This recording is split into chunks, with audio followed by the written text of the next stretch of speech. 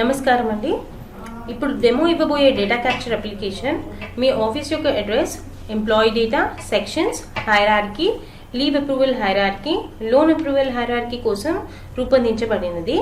ఈ అప్లికేషన్ ద్వారా మీకు పైన చెప్పిన విధంగా మీ ఆఫీస్ డీటెయిల్స్ ఎంటర్ చేయగలరు అనమాట. సో ముందుగా మీరు చేయవలసింది ఏంటంటే, మీకు మీ యొక్క డెస్క్టాప్ లేదా ల్యాప్టాప్లో మీరు ఈ యొక్క బ్రౌజర్స్ గూగుల్ క్రోమ్ కానీ, ఇంటర్నెట్ కానీ, మొజిల్లా కానీ ఇన్స్టాల్ చేసి ఉండాలన్నమాట.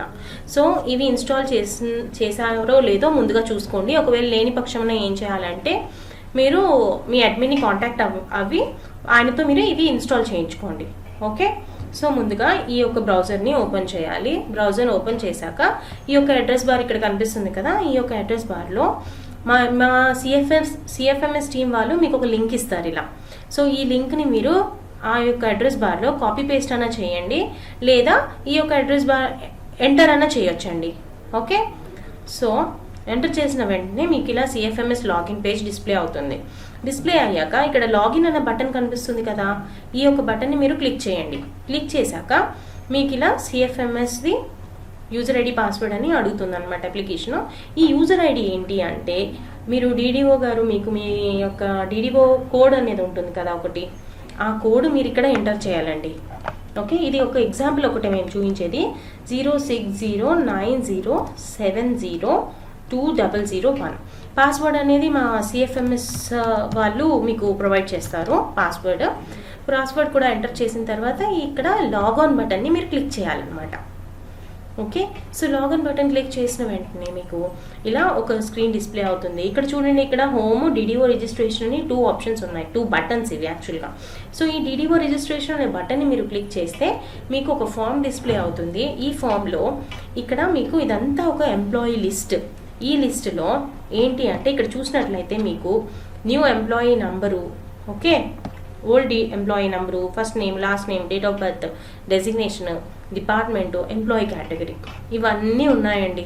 ఇప్పుడు మీరు చేయవలసింది ఏంటంటే, ఇందులో ఇది చాలా డేటా లార్జ్గా ఉంది. ఇక్కడ ఉన్న డేటా మొత్తం మీకు ఇక్కడ కనిపించాలి అనుకోండి. ఒకవేళ మీరు సుశీల గారు అయితే మీరు ఈ లైన్ ఐటమ్ని సెలెక్ట్ చేసుకొని ఇక్కడ చూడండి, మీరు ఇక్కడ పైన రిజిస్టర్ అనే బటన్ కనిపిస్తుంది కదా, ఈ యొక్క బటన్ని మీరు క్లిక్ చేయాలి. ఇన్ కేస్ మీకు ఇక్కడ ఎక్కడ కూడా మీ పేరు అనేది కనిపించలేదు, ఓకే, కనిపించినప్పుడు మీరు ఏం చేయాలంటే, మీ యొక్క ఓల్డ్ ఎంప్లాయీ నెంబర్ని ఇక్కడ టైప్ చేసేయండి. లేదు అంటే మీ యొక్క employee number starting series, for example 0637 star, okay, దాన్ని టైప్ చేసి ఈ యొక్క సెర్చ్ బటన్ని మీరు క్లిక్ చేయండి. ఓకే. సెర్చ్ బటన్ని క్లిక్ చేసినట్లయితే మీకేమవుతుందంటే, ఈ యొక్క ఎంప్లాయీ నెంబర్ మీరైతే ఏదైతే ఇచ్చారో ఈ స్టార్టింగ్ సిరీస్తోని ఎంతమంది అయితే ఎంప్లాయీస్ ఉన్నారో ఆ ఎంప్లాయీస్ మొత్తం ఇక్కడ డిస్ప్లే అవుతారనమాట. ఓకే. ఇలా చూడండి, ఇలా ఓల్డ్ ఎంప్లాయీ నెంబర్ చూసారా మీరు, 0637తో ఇంతమంది ఎంప్లాయీ స్టార్టింగ్ ఉంది, వీళ్ళందరూ కూడా ఇక్కడ డిస్ప్లే అయ్యారు. ఓకే. సో ఇప్పుడు మీరు రాజేంద్ర బాబు జాలాడి మీ పేరు, సో మీరు ఇది క్లిక్ చేయండి. క్లిక్ చేసేసి ఇక్కడ రిజిస్టర్ అనే బటన్ని మీరు క్లిక్ చేసినట్లయితే మీరు రిజిస్టర్ అవుతున్నట్టు. Your DDO code will be registered under employee ID. ఇది అంటే మీకు ఈ ఎంప్లాయీ ఐడి ఇస్తున్నారు వాళ్ళు. ఈ ఎంప్లాయీ ఐడిని మీరు గుర్తుపెట్టుకోండి లేదా రాసుకోండి, మీరు ఒక దగ్గర రాసి పెట్టుకోండి ఈ ఎంప్లాయీ ఐడి. ఇదేంటంటే మీకు కొత్తగా ఇచ్చే ఎంప్లాయీ ఐడి. ఈ ఎంప్లాయీ ఐడితోనే మీరు ఏం చేయాలి, మీరు మళ్ళీ సిఎఫ్ఎంఎస్ అప్లికేషన్లోకి లాగిన్ అయ్యి అప్పుడు మీరు డేటా ఎంట్రీ చేయాలన్నమాట. ఓకే. సో ఈ ఎంప్లాయీ ఐడి రిజిస్టర్ అయిన 4 అవర్స్కి మీరు ఆ రిజిస్ట్రేషన్ ప్రాసెస్ అనేది స్టార్ట్ పెడతారు. ఓకే.